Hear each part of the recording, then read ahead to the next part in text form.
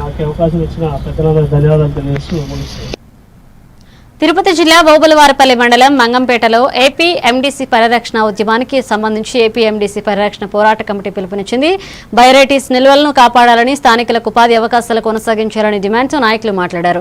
Cess, royalty అలాగే CSR నిధులతో గ్రామాల్లో అభివృద్ధి పనులు జరుగుతున్నాయన్నారు. గనుల విధానాలు, టెండర్లపై సమగ్ర విచారణ జరపాలని, కార్మికుల సమస్యలు వెంటనే పరిష్కరించాలని కోరారు. లేకపోతే ఉద్యమాన్ని మరింత ఉధృతం చేస్తామని హెచ్చరించారు. నమస్కారం.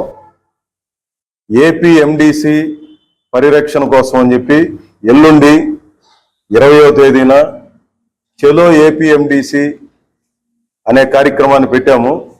ఈరోజు ఇక్కడ మీడియా సమావేశం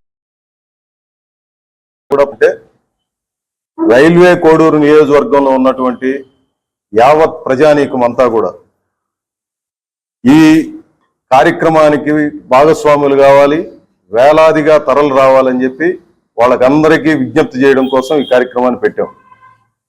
రైల్వే కోడూరుకి ఒక రకంగా జీవకర్ర ఏపీ ఎండీసీ.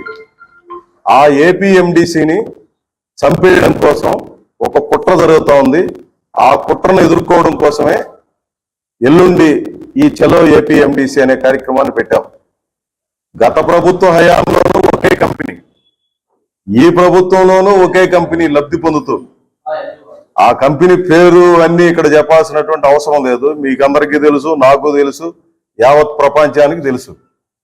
బల్క్ టెండర్ అనే విధానాన్ని తీసుకొచ్చి 20 ఏళ్లు నడవాల్సినటువంటి పరిశ్రమని 2.5 ఏళ్లలో లేదా 2 ఏళ్లలోనే అదృశ్యమయ్యేట్టుగా చేసేటువంటి ప్రక్రియ ఈరోజు నడుస్తూ ఉంది.